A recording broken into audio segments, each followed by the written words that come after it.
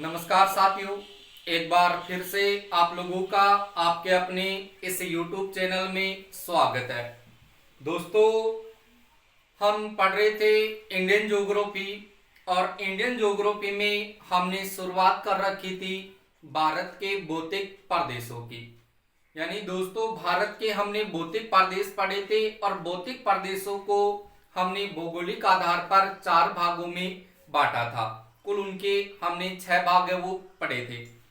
आज दोस्तों हम देखिए इस वीडियो के माध्यम से एक एक भाग है उनके ऊपर विस्तार से हम देखिए चर्चा करने वाले हैं। तो दोस्तों बने रहिए आप इस वीडियो पर और वीडियो को आप शुरू से लेकर के अंत तक आप जरूर देखिएगा। देखिए दोस्तों, टॉपिक चल रहा था आपके सामने भारत के भौतिक प्रदेश। दोस्तों बहुत ही इंपॉर्टेंट ये टॉपिक है भारत के भौतिक प्रदेशों का। और ये जो भारत के आपके सामने भौतिक प्रदेश है, ये टॉपिक काफी देखिए लंबा चलेगा। तो दोस्तों आप इस वीडियो को एकदम पूरा देखिए, शुरू से लेकर के अंत तक प्रत्येक चीजों को आप समझिए। यानी भारत के भौतिक प्रदेश हैं, इन भौतिक प्रदेशों को देखिए दोस्तों भौगोलिक आधार पर देखा जाए तो भौगोलिक आधार पर इनको देखिए कितने भागों में बांटा था। तो दोस्तों हमने इसको 4 भागों में बांटा था। 4 भागों में देखा जाए तो 4 भागों में सबसे पहला भाग लिया था हमने हिमालय का भाग। दूसरा दोस्तों लिया था हमने उत्तर का विशाल मैदान। दूसरा भाग लिया था हमने उत्तर का विशाल मैदान का। उसके बाद में मित्रों तीसरा जो भाग हमने पढ़ा था उसका नाम था प्रायद्वीपीय भाग। और चौथा भाग है आपके सामने तटीय भाग का। तो इस प्रकार से आपके सामने ये दोस्तों 4 भाग है वो प्राप्त होंगे भारत के भौतिक प्रदेशों में।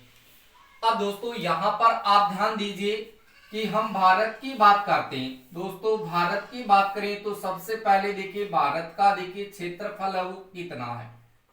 अगर भारत के क्षेत्रफल की बात करें तो भारत का क्षेत्रफल प्राप्त होगा आपको 32,87,263 वर्ग किलोमीटर। कितना प्राप्त होगा? 32,87,263 वर्ग किलोमीटर है। ये भारत का कुल क्षेत्रफल है। जो आपके सामने देखिए दोस्तों विश्व के कुल क्षेत्रफल का कितना प्रतिशत है? तो याद रखिएगा 2.43% है। क्लियर है? लेकिन अगर इसी भारत की बात करें तो भारत के इस क्षेत्रफल में अगर देखा जाए तो इसमें देखिए जो आपके सामने भू आकृतियां पाई जाती है, भू आकृतियां, उन भू आकृतियों की हम बात करते हैं तो वो भू आकृतियां दोस्तों आपके सामने देखिए कौन कौन सी प्राप्त होती है। तो सबसे पहले देखिए दोस्तों आपके सामने भाग आता है आपके सामने देखिए किसका। तो यहां से आप ध्यान रखेंगे सबसे पहले पहाड़ का। किसका भाग आता है? पहाड़ का। और पहाड़ के बाद में दूसरा भाग आता है दोस्तों आपके सामने किसका? पहाड़ियों का। और इसके अलावा देखा जाए तो दोस्तों आपके सामने नाम आता है पठारों का। और उसके बाद में चौथा नंबर आता है आपके सामने यहां पर मैदान का। यानी पहाड़ की बात करें, पहाड़ियों की बात करें, पठार की बात करें और मैदानों की बात करें तो दोस्तों यहां पर आपके सामने देखा जाए तो यहां पर ये आपके देखिए जो भारत है, इस भारत में पहाड़ भी पाए जाते हैं, पहाड़ियां भी पाई जाती हैं। और इसके अलावा आपके सामने पठार है वो पठार भी पाए जाते हैं। और इसके अलावा आपके सामने भारत है, इस भारत में मैदान है वो भी पाए जाते हैं। तो यहाँ पर दोस्तों जो आपके सामने ये पहाड़ी का जो क्षेत्र है, पहाड़ों का जो क्षेत्र है, ये पहाड़ों का जो क्षेत्र है वो दोस्तों आपके सामने कौन सा क्षेत्र होता है? तो यहाँ पर आप ध्यान रखना पर्वतीय भाग का। किसका भाग होता है? पर्वतीय भाग का। तो यहाँ पर हम देखते हैं कि जो भारत में पर्वतीय जो भाग है, इस पर्वतीय भाग का देखिए हिस्सा अगर देखा जाए भारत में तो वो हिस्सा देखिए दोस्तों आपके सामने कितना प्रतिशत है वो प्राप्त होता है। तो यहाँ पर लगभग देखा जाए दोस्तों तो 10 आपके सामने 7%, 10.7% अगर भाग देखा जाए तो वो भाग दोस्तों आपके सामने किसका होगा? पर्वतीय भाग का होगा, किसमें, भारत में। यानी भारत के कुल क्षेत्रफल में 10.7% भाग पर किसका भाग है, पर्वतीय भाग का है। और उसके बाद में पहाड़ियों की बात करें दोस्तों, यदि हम पहाड़ियों की बात करें तो पहाड़ियों का हिस्सा है वो कितना प्रतिशत आता है, तो याद रखना है 18.6% भाग है वो आपके सामने पहाड़ियों का आता है। ठीक है। उसके बाद में पठारों की बात करें तो पठारों का हिस्सा है वो आपके सामने कितना आता है, तो याद रखना है 27 पॉइंट आपके सामने 7% हिस्सा वो पठारों का आता है। और उसके बाद में मैदानों की बात करें तो मैदानों का हिस्सा है वो कितना प्रतिशत आता है, 43% हिस्सा है वो आता है। अब यहां से ध्यान दीजिए कि मैंने कहा कि भारत का कुल क्षेत्रफल इतना है जो विश्व के कुल क्षेत्रफल का इतना प्रतिशत है। तो भारत के कुल क्षेत्रफल में अगर इन भूआकृतियों की बात करें तो भूआकृतियों में आपका पर्वतीय भाग का है, पहाड़ियों का भाग है, पठारों का भाग है और मैदानों का भाग है।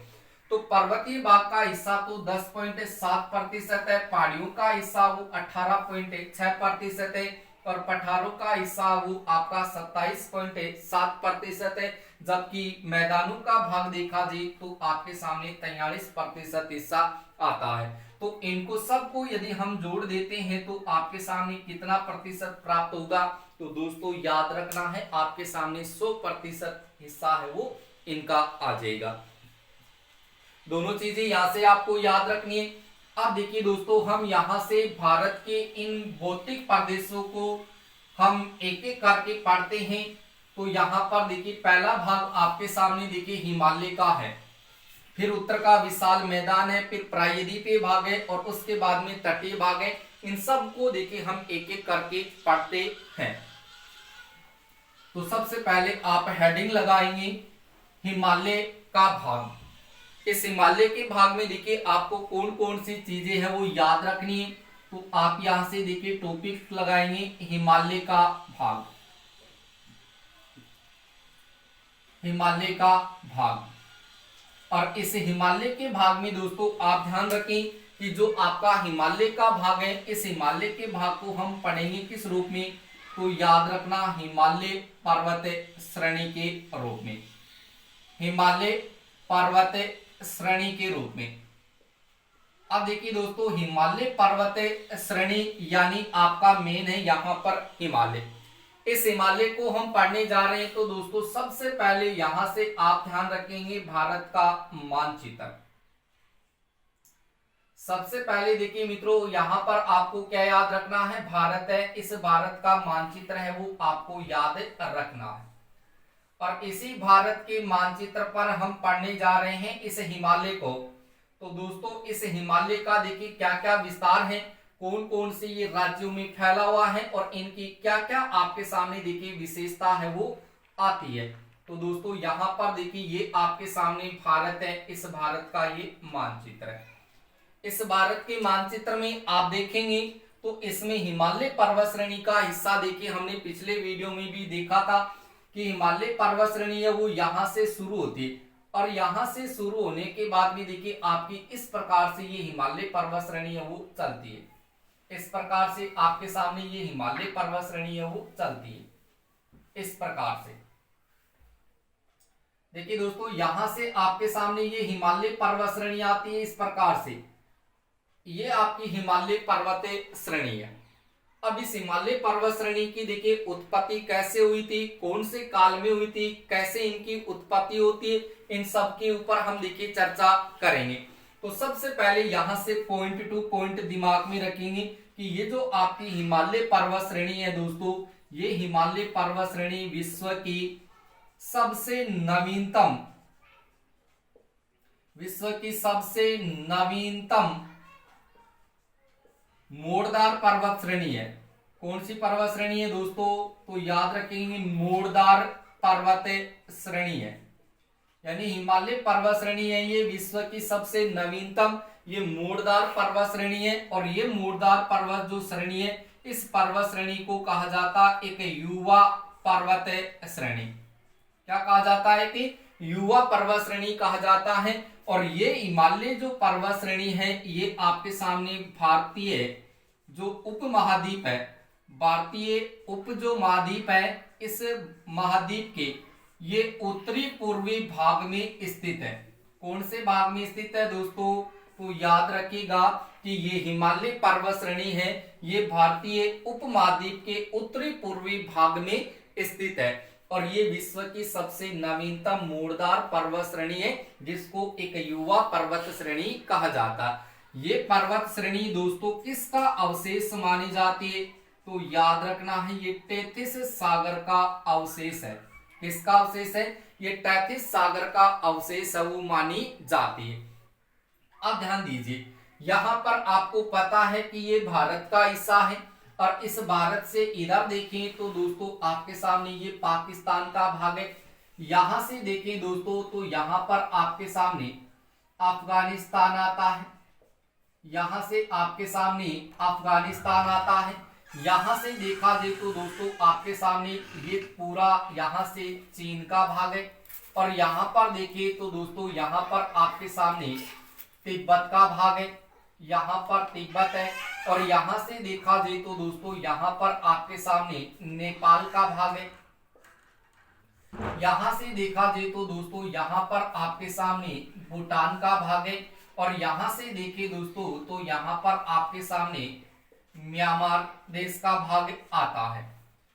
ध्यान रखें कि यहां पर देखिए आपके सामने ये पाकिस्तान का भाग है, यहाँ पर अफगानिस्तान, यहाँ पर तिब्बत, ये चीन, यहाँ पर ये नेपाल, ये भूटान और यहाँ पर ये म्यांमार। अब यहाँ से आप ध्यान रखेंगे कि ये जो आपकी हिमालय पर्वत श्रेणी है, ये हिमालय पर्वत श्रेणी कहाँ से शुरू होती है? तो याद रखना है दोस्तों, ये बलूचिस्तान से शुरू होती है। कहाँ से शुरू होती है? बलूचिस्तान जो पाकिस्तान का भाग है, वहां से ये हिमालय पर्वत श्रेणी है, ये हिमालय पर्वत श्रेणी है वो शुरू होती है, जो एक मूड़दार पर्वत श्रेणी के रूप में ये शुरू होती है। यहां से शुरू होने के बाद में देखिए दोस्तों ये कहां तक आ जाती है? तो यहां पर आपको एक पर्वत श्रेणी का नाम याद रखना है, अराकान योमा पर्वत श्रेणी। यानी यहां से एक पर्वत श्रेणी है जिसका नाम है अराकान योमा पर्वत श्रेणी और ये पर्वत श्रेणी कौन से देश में है? म्यांमार देश में। तो यहाँ से हिमालय पर्वत श्रेणी है, ये बलूचिस्तान पाकिस्तान से शुरू होने के बाद में ये अराकान योमा पर्वत श्रेणी है, वहां पर जाकर के ये खत्म होती है। और यहाँ पर देखा जाए तो दोस्तों यहाँ पर आपके सामने एक नदी बहती है और उस नदी का नाम है आपके सामने सिंधु नदी। कौन सी नदी है? सिंधु नदी या सिंधु का मैदान। ये हिमालय पर्वत श्रेणी सिंधु जो नदी है या सिंधु अपवा तंत्र है या सिंधु का जो मैदान है, वहां से ये शुरू होती है और वहां से शुरू होने के बाद में ये हिमालय पर्वत श्रेणी है, ये आपके सामने ब्रह्मपुत्र यानी ब्रह्मपुत्र नदी है, वहां पर जाकर के ये आपके सामने खत्म होता है। तो यानी ध्यान रखेंगे कि हिमालय पर्वत श्रेणी सिंधु का मैदान से लेकर के ब्रह्मपुत्र का जो मैदान है, उनके बीच में ये आपका हिमालय स्थित है, जो आपके सामने बलूचिस्तान पाकिस्तान से शुरू होकर के आपकी अराकान योमा पर्वत श्रेणी म्यांमार तक वहां से आता है। लेकिन अगर हम भारत की बात करें तो दोस्तों भारत में यहाँ पर आपके सामने पर्वत श्रेणी आती है जिसका नाम है नंगा पर्वत। इस नंगा पर्वत की बात करें तो दोस्तों नंगा पर्वत है, ये यहाँ पर आपके सामने जम्मू कश्मीर राज्य का भाग आता है। लेकिन हमने इसको पढ़ लिया कि जम्मू कश्मीर का जो भाग है वो आपके सामने इस प्रकार से दो भागों में अभी विभक्त हो गया। ये जम्मू कश्मीर का भाग है और यहाँ पर आपके सामने मित्रों ये लद्दाख का भाग है। ठीक है, इधर वाला जम्मू कश्मीर है और इधर आपके सामने ये लद्दाख है। तो यहाँ पर आप देखेंगे तो ये भारत में देखिए नंगा पर्वत है जो लद्दाख यानी जम्मू कश्मीर है, वहां से शुरू होकर के यहाँ पर अरुणाचल प्रदेश है, वहां पर आपके सामने खत्म होता है। और अरुणाचल प्रदेश में देखा जाए तो यहाँ पर मिलेगी आपके सामने नमचा बरवा पर्वत। ये नमचा बरवा पर्वत है, ये आपके सामने अरुणाचल प्रदेश है वहां पर स्थित है। तो भारत में आपसे कहा जाए कि हिमालय पर्वत श्रेणी है, ये नंगा पर्वत है, जम्मू कश्मीर से शुरू होकर के नमचा बरवा अरुणाचल प्रदेश में खत्म होती है। अब देखिए इस हिमालय पर्वत श्रेणी की अगर हम कुल लंबाई की बात करें दोस्तों, अगर इसकी लंबाई की बात करें तो इसकी लंबाई प्राप्त होती है 2400 से लेकर के 2500 किलोमीटर। कितने किलोमीटर आती है? 2400 से लेकर के 2500 किलोमीटर है। ये आपके सामने हिमालय पर्वत श्रेणी की पूरी लंबाई आती है। और ये जो आपका हिमालय है दोस्तों, ये जो आपका हिमालय है ये 5 लाख वर्ग किलोमीटर क्षेत्रफल में फैला हुआ है। यानी कितने क्षेत्रफल में फैला हुआ है?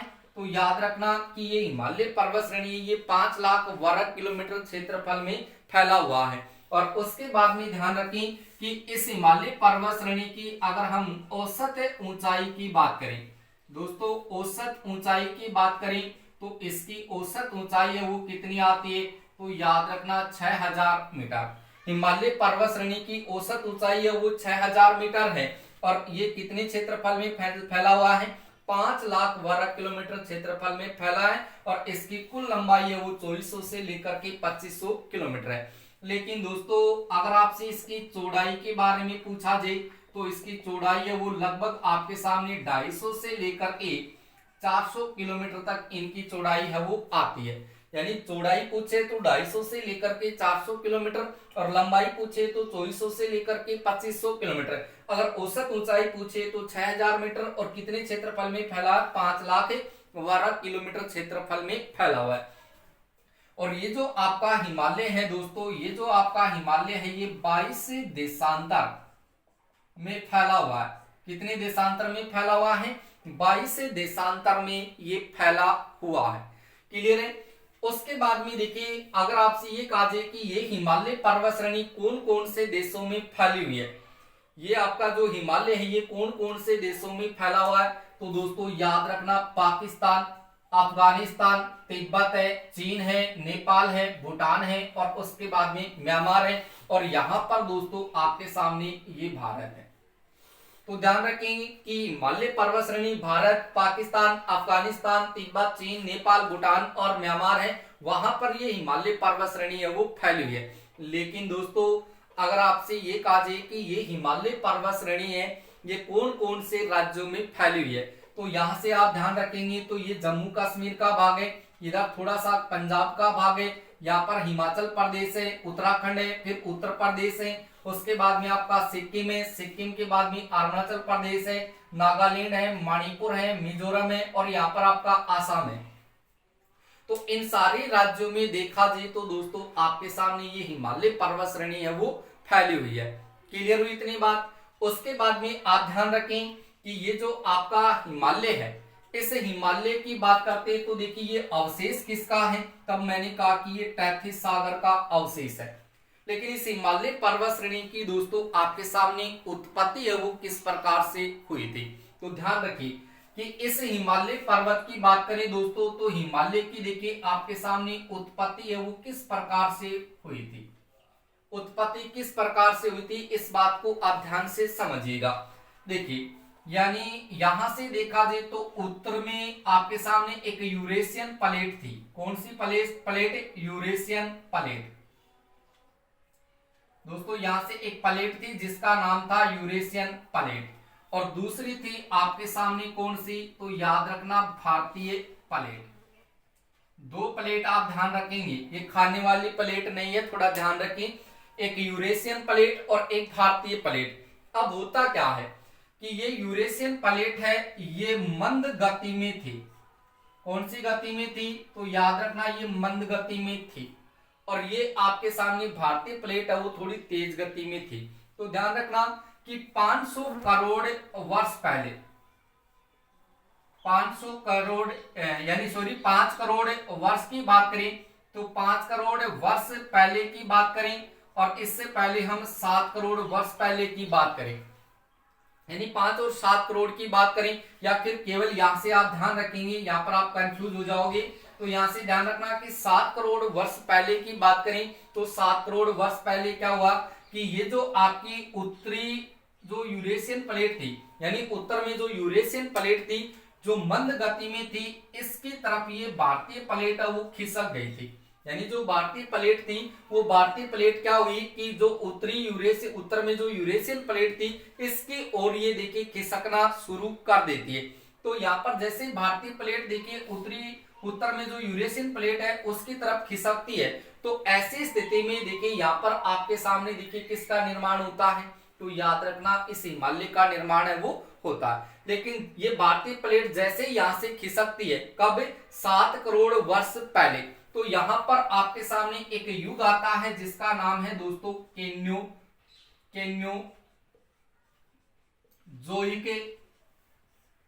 कल्प। इस केन्योजोइक कल्प की बात करें तो यहाँ पर एक युग आता है जिसका नाम आता है टर्सरी युग। कौन सा युग आता है, टर्सरी युग। तो ध्यान रखिए दोस्तों कि उत्तर में जो यूरेशियन प्लेट थी जो मंद गति में थी, इसकी तरफ भारतीय प्लेट है वो देखिए खिसकना है वो शुरू कर देती है। जैसे ये खिसकना प्रारंभ करती है तो ऐसी स्थिति में देखिए 7 करोड़ वर्ष पहले की मैं आपसे चर्चा कर रहा हूं कि 7 करोड़ वर्ष पहले उत्तर में यूरेशियन प्लेट थी जो मंद गति में थी, उसकी तरफ भारतीय प्लेट है वो खिसकना वो शुरू कर देती है। तब देखिए यहाँ पर केन्योजोइक कल्प में यानी टर्सरी युग है, यहाँ पर देखिए इसे हिमालय पर्वत श्रेणी की देखिए यहाँ से शुरुआत है वो हो जाती है। तो यहाँ पर देखिए ये इतना काम तो देखिए 7 करोड़ वर्ष पहले हुआ था कि भारतीय प्लेट है वो उत्तरी में यूरेशियन प्लेट की ओर है वो खिसकना वो शुरू कर देती है। लेकिन यहाँ से 2-3 करोड़ वर्ष पहले की बात करें, 2-3 करोड़ वर्ष पहले की बात करें तो ये उत्तर में जो यूरेशियन प्लेट थी और एक ही भारतीय प्लेट थी, ये दोनों देखिए आपस में नजदीक आ जाती है। क्या हो जाती है, ये आपस में नजदीक आ जाती है और नजदीक आने से देखिए हिमालय की उत्पत्ति है वो शुरू हो जाती है। और उसके बाद में 1 करोड़ वर्ष पहले की बात करें, 1 करोड़ वर्ष पहले की बात करें तो 1 करोड़ वर्ष पहले यानी ये उत्तर में जो यूरेशियन प्लेट और जो भारतीय प्लेट थी, ये जैसे ही अपनी यहाँ पर देखिए स्थिति है वो एक जगह कर लेती है, यानी दोनों आपस में ये पास आ जाती। तो वहां पर क्या होता है कि जो आपका टैथिस सागर था दोस्तों, कौन सा सागर, यहाँ से ये टैथिस सागर था, इस टैथिस सागर में देखिए वलन है वो पड़ना शुरू हो गया। और जैसे इसमें वलन पड़ना शुरू हुआ था तो ऐसी स्थिति में इस केन्योजोइक कल्प के यानी टर्सरी युग में इस हिमालय पर्वत श्रेणी की उत्पत्ति है वो शुरू हो गई थी।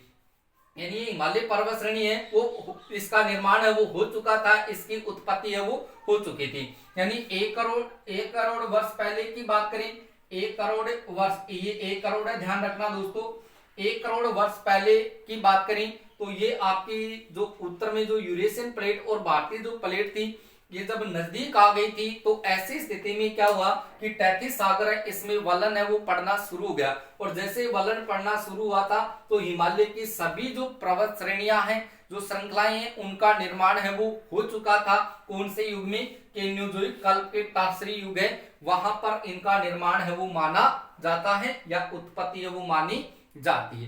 क्लियर हुई बात। और यहां से मैंने कहा कि ये जो हिमालय पर्वत श्रेणी है ये कितने देशांतर रेखा में फैला है, तो याद रखना दोस्तों ये 22 देशांतर रेखाओं में फैला हुआ है। और ये कितने क्षेत्रफल में फैला हुआ है, 5 लाख वर्ग किलोमीटर क्षेत्रफल में फैला हुआ है। इसकी औसत ऊंचाई है वो 6000 मीटर है और यहाँ पर इसकी चौड़ाई 250 से लेकर के 400 किलोमीटर तक मानी जाती है। ये भारतीय उपमहाद्वीप के देखा जाए तो उत्तरी पूर्वी भाग में और विश्व की ये सबसे नवीनतम मूड़दार पर्वत श्रेणी है वो मानी जाती है, जिसको एक युवा पर्वत श्रेणी है वो माना जाता है।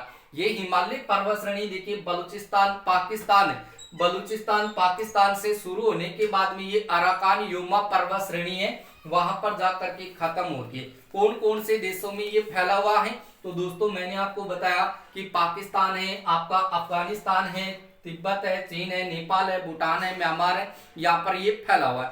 तो मैंने दोस्तों आपसे कहा कि हिमालय पर्वत श्रेणी की जो उत्पत्ति हुई थी वो हिमालय पर्वत श्रेणी की उत्पत्ति तो देखिए केन्योजोइक कल्प है इसके टर्सरी युग में हो गई थी। और 1 करोड़ वर्ष पहले की बात करें तो हिमालय की सभी जो पर्वत श्रेणियां उनका निर्माण है वो हो चुका था। लेकिन इस केन्योजोइक कल्प के यानी दोस्तों केन्योजोइक कल्प की बात करें तो इसमें एक युग और आता है और उस युग का नाम आता है आपके सामने, एक तो ओलिगोसिन और एक नाम आता इयोसिन। यानी इयोसिन काल की बात करें दोस्तों, यहां से इयोसिन काल की बात करें और एक आपके सामने ओलिगोसिन की बात करें। यानी केन्योजोइक काल के इयोसिन काल और ओलिगोसिन काल की बात करें तो इस काल में देखिए आपके सामने जो ऊपर में आपके सामने ये वाला जो हिमालय था दोस्तों, ऊपर में जो हिमालय था उस हिमालय का भाग देखा जाए तो यहाँ पर आपके सामने ये वृत्त हिमालय का भाग था। किसका भाग था? तो याद रखना है वृत्त हिमालय का, या हम कह सकते हैं यहां से महान हिमालय का। यानी केन्योजोइक कल्प है। इस कल्प के इयोसिन व ओलिगोसिन काल में यानी हिमालय की जो वृत्त हिमालय श्रेणी है या जो महान हिमालय की जो श्रेणी है, इस श्रेणी में देखिए इसकी उत्पत्ति है वो हो गई थी। ठीक है, और उसके बाद में देखिए एक युग और आता है जिसका नाम है मायोसिन काल। कौन सा काल आता है मित्रों? तो याद रखना है यहां पर आपके सामने काल आता है मायोसिन काल। इस मायोसिन काल की बात करें तो मायोसिन काल में देखिए हिमालय की कौन सी श्रृंखला का निर्माण हुआ था या कौन सी श्रृंखला की उत्पत्ति है वो हुई थी? तो दोस्तों यहां पर आपको याद रखना है मध्य हिमालय का। यानी बीच में आपके सामने एक हिमालय आता है जिसका नाम है मध्य हिमालय या लघु हिमालय या हिमालय का जो धड़ है, इस धड़ का यहां से देखिए निर्माण यानी इसकी उत्पत्ति है वो हुई थी। और उसके बाद में एक काल और आता है जिसका नाम है प्लायोसिन काल। प्लायोसिन काल, इस प्लायोसिन काल की बात करें तो इस काल में हिमालय की जो नीचे वाली जो श्रेणी है और उस श्रेणी का नाम था दोस्तों आपके सामने शिवालिक हिमालय। कौन सा हिमालय? शिवालिक हिमालय। तो इस शिवालिक हिमालय की जो उत्पत्ति हुई थी, इसका जो निर्माण हुआ था वो प्लायोसिन काल में हुआ था। तो दोस्तों यहां से आप कंफ्यूज ना हो, मैंने आपको कहा था कि 7 करोड़ वर्ष पहले, यानी 7 करोड़ वर्ष पहले की बात करें तो 7 करोड़ वर्ष पहले यानी उत्तर में जो यूरेशियन प्लेट थी और जो मंद गति में थी उसकी तरफ भारतीय प्लेट है वो खिसक गई थी। तो खिसकने के कारण देखिए यहां पर देखा जाए तो यहां पर देखिए उत्तर में जो यूरेशियन प्लेट थी जो मंद गति में थी उसकी तरफ ये भारतीय प्लेट है वो खिसकना है वो क्या कर देती है?